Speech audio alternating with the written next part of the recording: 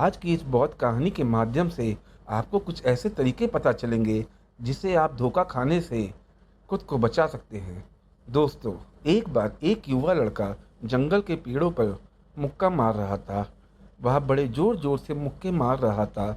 शायद उसको किसी ने धोखा दिया था या फिर उसके साथ बहुत बुरा हुआ था, जिससे वह बहुत ज़्यादा परेशान था। उसे कहीं भी शांति नहीं मिल रही थी। वह लगातार उस पेड़ पर मुक्के मार रहा था, जिससे उसकी उँगलियों से खून ही खून बह रहा था। इस जंगल में एक शीतल पानी का झरना भी था। वहाँ पर एक बौद्ध भिक्षु रोज शाम के समय नहाने के लिए आया करते थे। यह उनका रोज का नियम था। आज जब वह बौद्ध भिक्षु इस रास्ते से नहाने के लिए उस जंगल में आए, तो उन्होंने उस लड़के की हालत देखी। वह जोर जोर से चीख कर रो रहा था और लगातार मुक्के पेड़ पर मार रहा था। उस लड़के के आसपास कोई भी नहीं था। इससे उस बौद्ध भिक्षु को उस युवक की चिंता होने लगी।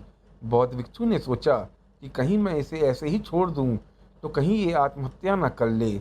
ऐसा विचार आने के बाद वह कुछ नहीं बोले और लगातार उस युवक की तरफ देखते जा रहे थे। बौद्ध भिक्षु एकदम चुपचाप खड़े हुए थे। उन्होंने युवक से कुछ नहीं बोला, बस वह उसकी तरफ लगातार देखते जा रहे थे। कुछ देर तक तो युवक ने उस भिक्षु को नज़रअंदाज किया, लेकिन कुछ देर बाद उसे अजीब सा लगने लगा। तो उसने सोचा कि ये बौद्ध भिक्षु ना तो मुझे रोक रहे हैं, ना ही कुछ कह रहे हैं। ये तो बस मुझे देखे जा रहे हैं। इसका क्या मतलब है? बड़ा अजीब आदमी है। ऐसा ही विचार उस लड़के के मन में उठने लगे। जब कुछ देर बाद भी बौद्ध भिक्षु कुछ नहीं बोले, तो लड़के ने अचानक से उनसे पूछा, मान्यवर, आप अपने रास्ते क्यों नहीं चले जाते? आपको क्या मतलब? खड़े होकर मुझे क्यों देख रहे हैं? फिर बौद्ध भिक्षु बड़े शांत स्वर में कहा, बेटा, मैं तुम्हें रोक नहीं रहा हूँ, तुमसे कुछ नहीं कह रहा हूँ, तो तुम्हें मुझसे क्या परेशानी है? मेरे ही तरह यह पेड़ पौधे, यह पक्षी, ये सब तुमको ही तो देख रहे हैं। जब इनसे तुम्हें कोई परेशानी नहीं है, तो तुम्हें मुझसे क्यों परेशानी है? यह सुनकर लड़का जोर से चीख कर बोला, मुझे सबसे परेशानी है। मैं सबसे नफरत करता हूँ। यहाँ पर सब धोखेबाज गद्दार होते हैं। कोई किसी का नहीं होता इस दुनिया में। और इस तरह बोलते बोलते वह फूट फूट कर रोने लगा और रोए जा रहा था। बहुत भिक्षु उसे देखे जा रहे थे। वह उसे चुप कराने की कोशिश भी नहीं कर रहे थे। यह बात तो उस लड़के को और ज़्यादा अजीब लग रही थी। जब रोना छोड़कर उस लड़के ने चुप होकर बौद्ध भिक्षु से कहा, आप बड़े अजीब आदमी हैं। आपके सामने कोई इंसान दुखी है, परेशान है, और आप उसे चुप भी नहीं करवा रहे हैं। मन में बिल्कुल भी संवेदना नहीं है आपके। आपको अपने साधु होने पर लज्जित होना चाहिए। और ऐसे ना जाने क्या क्या जली कटी बातें वह युवक उस भिक्षु को सुनाने लगा। कुछ देर बाद जब युवक का सारा गुस्सा निकल चुका था, तब भिक्षु ने बड़े ही शांत स्वर में कहा, आज मैं तुम्हें कंधा दे सकता हूँ, तुम्हारे आंसू पोंछ सकता हूँ, लेकिन इससे तुम्हारी समस्या का समाधान नहीं होगा। कुछ देर के लिए तुम्हारा मन बदल जाएगा, बस। उसके बाद वही ज़िंदगी, वही लोग जो तुम्हें आज कंधा देने के लिए भी तुम्हारे पास नहीं है, फिर से तुम्हें इस ज़िंदगी में लौट जाओगे। कोई तुम्हें धोखा देगा, कोई तुम्हारा फ़ायदा उठाएगा, और तुम अपने मन को ऐसे ही तकलीफ पहुंचाते रहोगे। तो आंसू पोंछने की बजाय तुम मुझसे कुछ ज्ञान की बातें ले लो, जिससे तुम्हें जीवन में कोई कभी धोखा ना दे सके, तुम्हारी अच्छाई का कोई फ़ायदा ना उठा सके। बेटा, याद रखना, आंसू पोंछने वाले तो तुम्हें बहुत मिल जाएंगे, लेकिन ज्ञान और सही समझ देने वाले कभी कभी इंसान मिलते हैं। भिक्षु ने उसे बताया कि मैं पास ही के एक झरने में नहाने जा रहा हूँ। वहाँ बहुत ही शीतल पानी है। अगर तुम चाहो तो तुम भी मेरे साथ चल सकते हो। यहाँ पर अकेले परेशान होने से अच्छा है कि तुम झरने के शीतल पानी में स्नान करो, जिससे तुम्हारा दिमाग, मन, मस्तिष्क और तुम्हारा शरीर सब कुछ पवित्र हो जाएगा। यह सुनकर वह लड़का उस भिक्षु के पीछे पीछे चल दिया। जंगल के बीचों बीच रास्ता झरने की तरफ जाता था। जंगल में सन्नाटा छाया हुआ था। उनके पैरों तले सूखे पत्तों की चरमराने की आवाज़ पूरे जंगल में गूंज रही थी। आज पूर्णिमा की रात थी और आसमान में चांद अपनी उजली रोशनी उस जंगल में फेंक रहा था।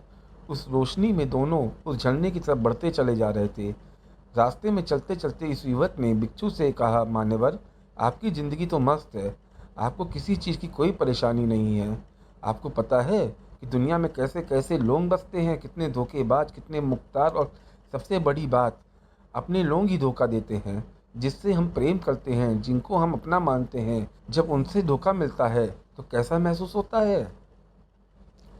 कभी कभी तो ऐसा लगता है कि भोले और दयालु लोगों के लिए यह दुनिया बनी ही नहीं है, यह सिर्फ धोखेबाजों के लिए है।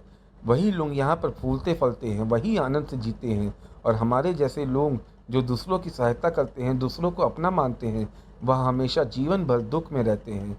यही जीवन की सत्यता है और यही संसार है जिसमें हमें रोज घट घट कर मरना पड़ता है। आपने सही किया, ऐसी जिंदगी को त्याग दिया, पीछे छोड़ दिया। अब बस अपने में किसी से कोई परेशानी नहीं है, किसी की कोई चिंता नहीं है।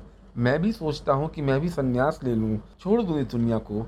यह सुनकर उस भिक्षु ने कहा, बेटा तुम्हें क्या लगता सन्यासी जीवन बहुत आसान होता है? भिक्षु ने बड़े शांत स्वर में कहा कि तुम्हें 2 वक्त की रोटी तो शांति से मिल जाती है, हमें तो कभी कभी वह भी नसीब नहीं होता। अगर मिल जाए तो हम खा लेते हैं, वरना हमें तो भूखे ही सोना पड़ता है। यही सन्यासी जीवन है, हमें हमेशा नीचे सोना पड़ता है, सिर्फ एक लंगोट में रहना पड़ता है, चाहे कैसा भी मौसम क्यों ना हो। बेटा यह सब तुम्हें आसान लगता है तो तुम भी सन्यासी बन जाओ। फिर युवक ने कहा कि आप ठीक कहते हैं, संघर्ष तो दोनों तरफ है, सांसारिक जीवन में भी और सन्यासी जीवन में भी।